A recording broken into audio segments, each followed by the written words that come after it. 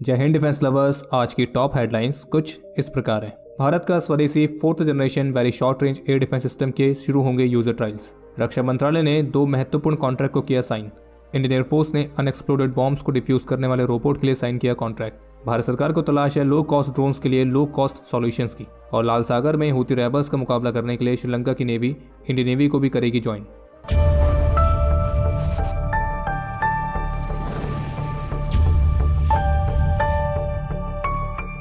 Use headphones for better experience. भारतीय सेना के इतिहास में 1971 का भारत पाकिस्तान युद्ध, जिसे बांग्लादेश लिबरेशन वॉर भी कहते हैं, ये मानवतावाद, लोकतंत्र, शौर्य, पराक्रम और बेहतरीन सैन्य नेतृत्व के मामले में एक अलग स्थान रखता है। इस युद्ध में 93,000 पाकिस्तानी सोल्जर्स को घुटने टेकने पर मजबूर कर देने वाली भारतीय सेना की शौर्य गाथा सदियों तक लोगों को प्रेरित करती रहेगी। और इसी युद्ध से जुड़े एक ऐसे ही वीर योद्धा की शौर्य गाथा हम आज आपको सुनाने आए हैं। एक ऐसा वीर जिसने अकेले ही पाकिस्तान की सेना को रुला दिया था। हम बातें कर रहे हैं brave heart second lieutenant Arun Khetarpal की। Only on Defense Squad app. Download now from Play Store. Latest reports के मुताबिक डीआरडीओ द्वारा स्वदेशी तौर पर विकसित किए गए वेरी शॉर्ट रेंज के man portable air defence system के अब यूजर ट्रायल्स कंडक्ट किए जाने की तैयारी चल रही है। और इसी को लेकर टाइम्स ऑफ इंडिया की तरफ से जारी की गई रिपोर्ट के मुताबिक इस सिस्टम के जो यूजर ट्रायल्स हैं वो अप्रैल और मई के महीने में आयोजित किए जा सकते हैं। और फिर जैसे ही इसके यूजर ट्रायल्स कंप्लीट होते हैं तो फिर उसके बाद इस सिस्टम्स के बल्क प्रोडक्शन के लिए ऑर्डर्स प्लेस किए जाएंगे। बाकी आपको बता दें कि जो ये वेरी शॉर्ट रेंज का एयर डिफेंस मिसाइल सिस्टम है तो इसकी खरीद के लिए पिछले साल जनवरी में ही डिफेंस एक्विजिशन काउंसिल की तरफ से मंजूरी दी गई थी और पिछले साल ही इसके डेवलपमेंटल ट्रायल्स भी कंप्लीट किए गए हैं। और डीआरडीओ ऑफिशियल्स के मुताबिक उनका जो ये सिस्टम है ये 6 किलोमीटर की दूरी तक लो एल्टीट्यूड पर उड़ान भरने वाले एरियल थ्रेट्स को न्यूट्रलाइज करने में सक्षम है। और ये एक 4th जनरेशन का सिस्टम है और ये अभी वर्तमान समय में इंडियन आर्म फोर्सेस की सर्विस में जो दूसरी कंट्रीज के man portable air defence systems exist करते हैं तो कैपेबिलिटीज के मामले में उनसे एडवांस है। और इसमें अत्याधुनिक अनकूल्ड इमेजिंग इंफ्रारेड सीकर का भी इस्तेमाल किया गया है। और जबकि इसके अलावा मेक 2 कैटेगरी के तहत एक laser beam riding very short range air defence system को विकसित करने की संभावनाओं को भी तलाशा जा रहा है और जिसके प्रोटोटाइप को डेवलप करने के लिए इंडियन इंडस्ट्रीज की मदद ली जाएगी। और चीन के साथ जो नॉर्दर्न बॉर्डर्स पर तनाव बना हुआ है तो इस बीच इंडियन आर्म फोर्सेस इस very short range air defence system को एक स्विफ्ट डिप्लॉयमेंट के लिए लो कॉस्ट ऑप्शन की तरह देखती है, जो कि इंडियन आर्म फोर्सेस को हाई एल्टीट्यूड एरियाज और मैरीटाइम डोमेन में close air defence protection offer करता है। बाकी जब तक ये स्वदेशी सिस्टम विकसित नहीं हुआ था तो तब तक उस very short range air defence system वाली कैपेबिलिटी के गैप को फिल करने के लिए इंडियन आर्मी और इंडियन एयरफोर्स टेम्परेरी सॉल्यूशन के तौर पर रशिया के Igla S man portable air defence systems का इस्तेमाल करती आ रही है, जिन्हें इमरजेंसी प्रोक्योरमेंट के तहत लिया गया था। और इग्ला एस मैनपैड्स का जो लेटेस्ट कॉन्ट्रैक्ट है वो पिछले साल मई में साइन किया गया है, जिसमें 100 इग्ला एस मिसाइल्स और 48 लॉन्चर्स शामिल हैं। और जबकि आर्मी और एयरफोर्स के पास इग्ला एस के और पुराने वाले वेरिएंट यानी कि इग्ला M1 सिस्टम्स भी काफी समय से मौजूद हैं। आज 4 जनवरी को भारतीय रक्षा मंत्रालय ने 2 खास तरह के कॉन्ट्रैक्ट साइन किए हैं, जिसमें से एक कॉन्ट्रैक्ट साइन किया गया है जुपिटर वेगन्स लिमिटेड के साथ, जिसकी टोटल कॉस्ट है 473 करोड़ रुपीस और इसके तहत 697 बोगी ओपन मिलिट्री वेगन्स लिए जाएंगे। और जबकि दूसरा कॉन्ट्रैक्ट साइन किया गया है BEML लिमिटेड के साथ, जिसकी कॉस्ट है 329 करोड़ रुपीस और इसके तहत 56 mechanical minefield marking equipment mark 2 लिए जाने और इनकी खरीद में स्वदेशी मैन्युफैक्चरर से ही सोर्स किए गए इक्विपमेंट और सब सिस्टम्स का इस्तेमाल किया जाएगा। बाकी आपको बता दें कि जो बोगी ओपन मिलिट्री वेगन्स हैं तो इसे research design and standard organisation द्वारा डिजाइन किया गया है। और वेगन यानी कि जिसे आप कह सकते हैं मालगाड़ी का एक खुला डब्बा। तो जो ये बोगी ओपन मिलिट्री वेगन है इसे इंडियन आर्मी के लिए खास तौर पर डिजाइन किया गया है और इसका इस्तेमाल आर्मी यूनिट्स को मोबिलाइज करने के लिए किया जाएगा। और इसे light vehicles, artillery guns, BMPs, engineering equipment तो इन सभी प्लेटफॉर्म्स को पीस टाइम लोकेशन से ऑपरेशनल एरियाज में ट्रांसपोर्ट करने के लिए इस्तेमाल किया जाएगा। और जो दूसरा कॉन्ट्रैक्ट है mechanical minefield marking equipment mark 2 का, तो इसके नाम से मालूम पड़ रहा है कि ये एक ऐसा सिस्टम हुआ जिसका इस्तेमाल माइंस वाले क्षेत्रों पर उन्हें मार्क करने के लिए किया जाएगा और इसका इस्तेमाल करके कम से कम टाइम में और कम से कम मैन पावर के साथ माइन फील्ड्स को तेजी से मार्क किया जा सकता है। और ये इक्विपमेंट एक in service high mobility vehicle पर माउंट होगा और जबकि ऑपरेशंस के दौरान भी माइनफील्ड की मार्किंग को कम से कम समय में पूरा करके ये हमारी आर्मी की ऑपरेशनल कैपेबिलिटी को भी इन्हेंस करेगा। डीआरडीओ ने अपने ऑफिशियल ट्विटर हैंडल के माध्यम से 2023 में डीआरडीओ की मेजर अचीवमेंट्स की एक स्पेशल वीडियो पब्लिश करी है और इस वीडियो से भी काफ़ी सारे इंटरेस्टिंग अपडेट्स देखने को मिले। जैसे कि पिछले साल 2023 में इंडियन एयरफोर्स ने स्वदेशी तौर पर विकसित किए गए यूएक्सॉर रोबोट के प्रोडक्शन के लिए सप्लाई ऑर्डर को साइन किया है। बता दें कि यूएक्सॉर डीआरडीओ द्वारा स्वदेशी तौर पर विकसित किए गए एक खास तरह के रोबोट्स हैं जिनकी मदद से आप रिमोटली 1000 किलोग्राम तक के बॉम्ब्स को डिफ्यूज कर सकते हैं और इसकी फुल फॉर्म है unexploded ordinance handling robot.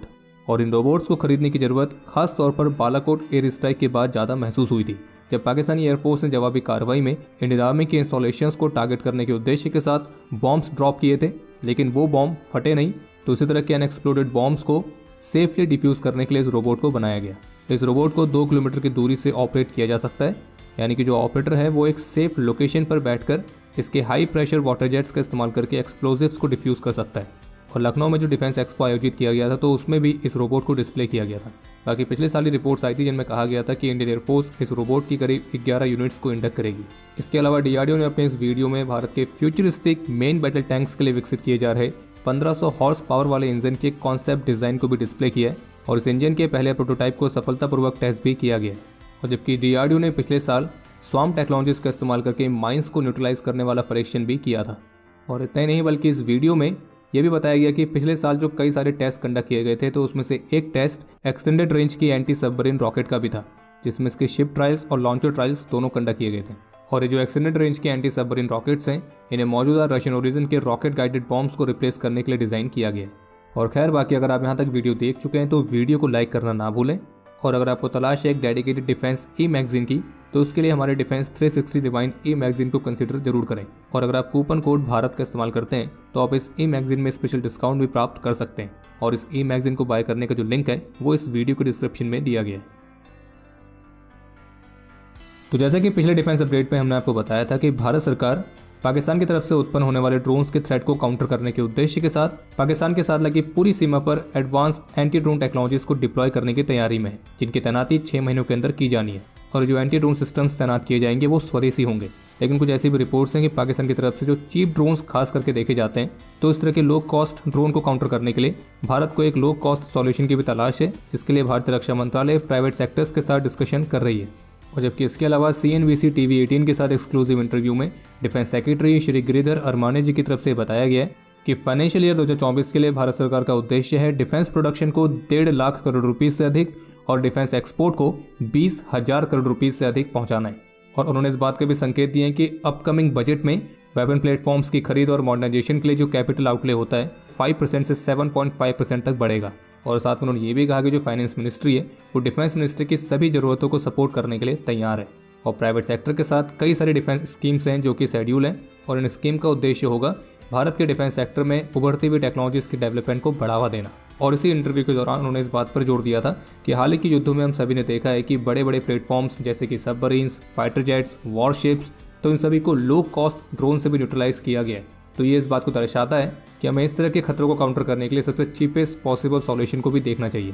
Defence secretary ने इस बात पर भी जोर दिया कि अगर फॉलिएज पेनिट्रेटिंग रडार होती तो हमारी डिफेंस फोर्सेस जम्मू कश्मीर में जान माल के नुकसान को रोकने में और अधिक सक्षम होते। अगर डिफेंस सेक्रेटरी ने कंफर्म किया है कि इंडियन एयरफोर्स पहला तेजस मार्क 1 फाइटर इस वर्ष फरवरी से रिसीव करने के लिए तैयार है। और जबकि भारत सरकार फ्रेंडली कंट्रीज में ये फाइटर एक्सपोर्ट करने के लिए भी सक्रिय रूप से इसे प्रमोट कर रही है। और उनकी तरफ से बताया गया कि तेजस फाइटर के एक्सपोर्ट के लिए नाइजीरिया के साथ ऑलरेडी बातचीत जारी है और भारत अपने फ्रेंडली नेशंस को एक कॉम्पिटिटिव प्राइस पर अपने तेजस फाइटर ऑफर करने की इच्छा रखता है। और इतना ही नहीं बल्कि उस बायर नेशन की जरूरत के हिसाब से जो इसके इक्विपमेंट को उसको उसी तरह से टेलर कर सकता है। और उन्होंने इस बात का भी पूरा आश्वासन दिया है कि जल्द ही जनरल इलेक्ट्रिक और HAL के बीच जेट इंजन वाली डील साइन होगी।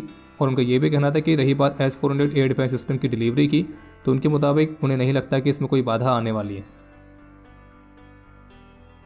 श्रीलंका के प्रेसिडेंट की तरफ से अनाउंसमेंट की गई है कि लाल सागर में हूती रेबल्स के खिलाफ लड़ने के लिए श्रीलंका भी भारत जैसे देश के साथ अपने नेवी वेसल्स प्रोवाइड करेगा। बाकी कल बुधवार को इंडियन नेवी की तरफ से भी कहा गया था कि उनकी शिप्स और जो एयरक्राफ्ट हैं तो वो मैरीटाइम सिक्योरिटी ऑपरेशंस को परफॉर्म करने और सर्विलियंस को मेंटेन रखने के लिए मिशन डिप्लॉयड रहेंगे। और रिपोर्ट्स के मुताबिक लाल सागर में हूती रेबल्स की तरफ से उत्पन्न होने वाले खतरे को काउंटर करने के लिए अमेरिका ने ऑपरेशन प्रॉस्पेरिटी गार्डियन को ज्वाइन करने के लिए भारत को भी इनवाइट किया। और जो ये ऑपरेशन प्रॉस्पेरिटी गार्डियन है तो ये US द्वारा लीड किए जाने वाला मिलिट्री ऑपरेशन है जो कि मल्टीपल कंट्रीज की नेवीज का एक गठबंधन है।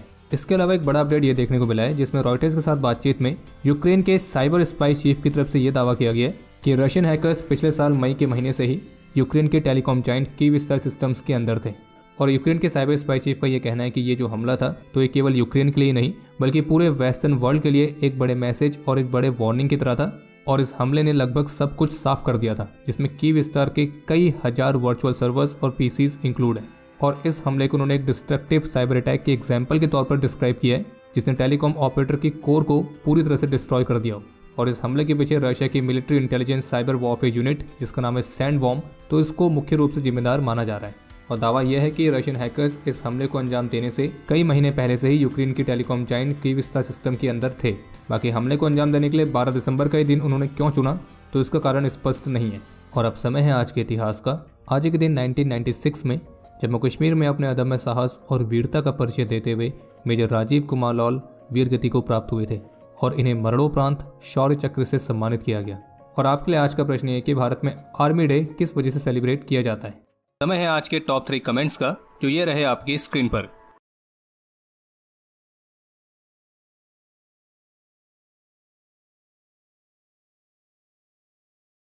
तो हमारे आज के इस एपिसोड के लिए इतना ही। उम्मीद है आपको एपिसोड पसंद आया होगा। पसंद आया तो वीडियो को लाइक जरूर करें। कोई भी सुझाव या सवाल हो तो उसके लिए कमेंट सेक्शन ओपन है।